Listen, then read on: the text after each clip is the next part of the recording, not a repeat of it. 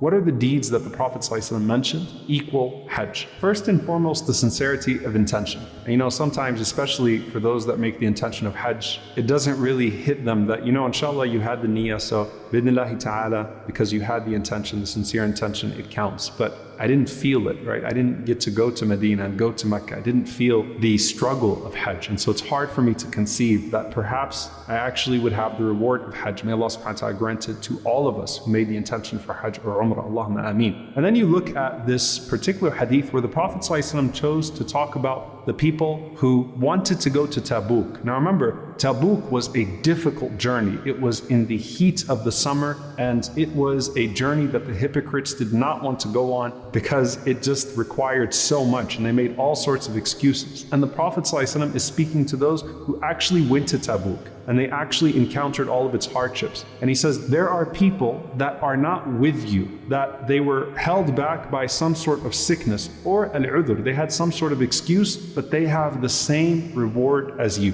There are people that have the same reward even though they did not struggle the way that you struggled. So the sincerity of intention is important, and it's something that we have to always remind ourselves of, that إِنَّمَا الْأَعْمَالُ بِالنِّيَّاتِ, that actions are but by intentions. You have to actually work on your intention and make sure that as you intend to do something, that you sincerely intend it for Allah subhanahu wa ta'ala, and then the reward is assured from Allah subhanahu wa ta'ala. And so you have one of the most hopeful hadiths, not just about attaining the reward of Hajj, but Hajj with the Prophet sallallahu alaihi wasallam. Imagine if you lived in Medina. Think about the few people that did not get to go on Hajj with the Prophet sallallahu alaihi wasallam, and it's being referred to as Hajjatul Wada', the farewell Hajj. There's a chance that the Prophet sallallahu alaihi wasallam won't go out again. And so people are really remorseful and regretful that did not go with the Prophet sallallahu alaihi wasallam. And there's this particular woman, Sinan al-Ansariya, radiyallahu ta'ala anha, who was so sad because she wanted to go on Hajj with the Prophet ﷺ, but she was unable to. So she goes to the Prophet ﷺ and she complains to the Prophet ﷺ about her situation, that, Ya Rasulullah, I missed Hajj with you. So this is after the Hajj. And the Prophet ﷺ says, well, what stopped you from doing Hajj with us, O Sinan? And she said, my husband only has 2 camels. He used one for himself to go out with Hajj for you, and the other camel is for irrigating our land. So I had no way to actually go out for Hajj with you, sallallahu alaihi wasallam. The Prophet ﷺ could have given her a specific answer to her situation. He could have said to her, for example, that you had the sincere intention, so inshallah it counts. And that would have been true to everything that the Prophet ﷺ had already said about so many other things. But instead, a gift to the entire ummah. The Prophet ﷺ says to her, if you do Umrah in Ramadan, it is equal to doing Hajj with me. When you see the Haram in normal circumstances full in the time of Ramadan, and the people flocking from all over the world, know that that is the reward of Hajj with the Prophet sallallahu alaihi wasallam. Now you have all of these various deeds. These are things that are accessible to all of us bi'idhnillahi ta'ala, and they all equal Hajj. And these are all authentic narrations that I'm going to share with you.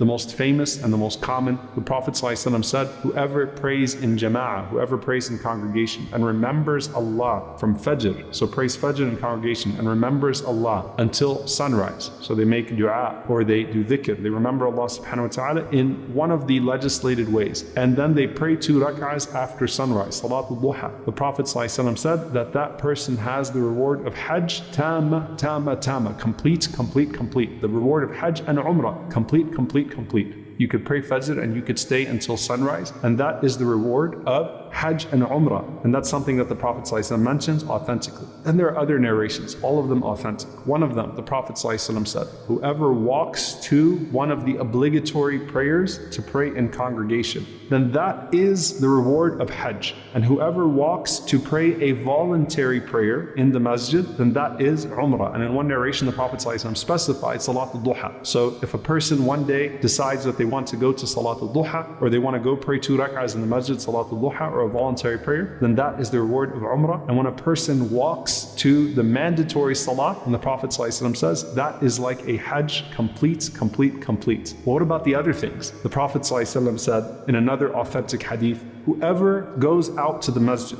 and what they want, the only thing that they want is to learn something good or teach something good. So both the student and the teacher, when there's a halaqah and you go out to the masjid, to one of those circles of remembrance, that person has the reward of a person who went out for Hajj tamma. And he said complete, complete, complete. Why does the Prophet ﷺ keep saying tamma? Because you might be thinking to yourself, come on ya Rasulullah, really? The entire Hajj? The Prophet ﷺ is saying the reward of Hajj, complete, complete, complete. So these are things, subhanAllah, that surround the masjid that a person could do on a regular basis. Praying Salat al-Fajr and staying until Salat al-Duha. Going to the obligatory prayer or going to pray a voluntary prayer, specifically perhaps Salat al-Duha when they have the opportunity to do so. Or a person going to the masjid to learn or to teach. May Allah subhanahu wa ta'ala make that reward accessible to all of us. Allahumma ameen. And then there's one more narration that I want to share with you in this regard, also an authentic narration from Anas ibn Malik radiallahu ta'ala anhu, a powerful narration. He says that a man came to the Prophet sallallahu alaihi wasallam. He said that I want to go out and fight for the sake of Allah subhanahu wa ta'ala. I desire to go out and fight for the sake of Allah subhanahu wa ta'ala, to struggle in the path of Allah. وَإِنِّي لَا أَقْدِرُ عَلَيْهِ, but I don't have the means to do so. So I can't go out in Tabuk, I can't go out in Hunayn. Ya Rasulullah, I'm unable to do so.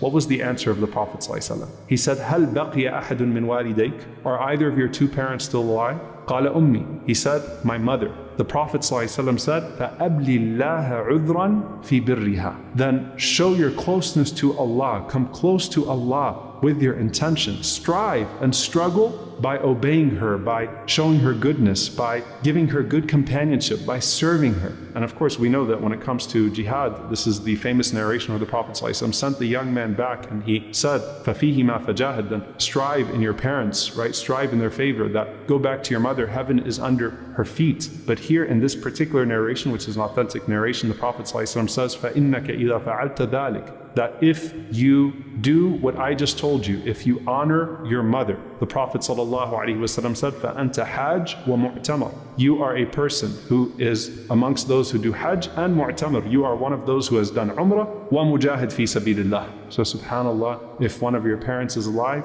honoring your parent is like jihad and Hajj and Umrah all together. And this is an authentic narration from the Prophet ﷺ. May Allah resurrect us in the ultimate gathering in the hereafter in His companionship ﷺ and allow us to be His neighbors in Jannat al-Firdaus. Allahumma ameen.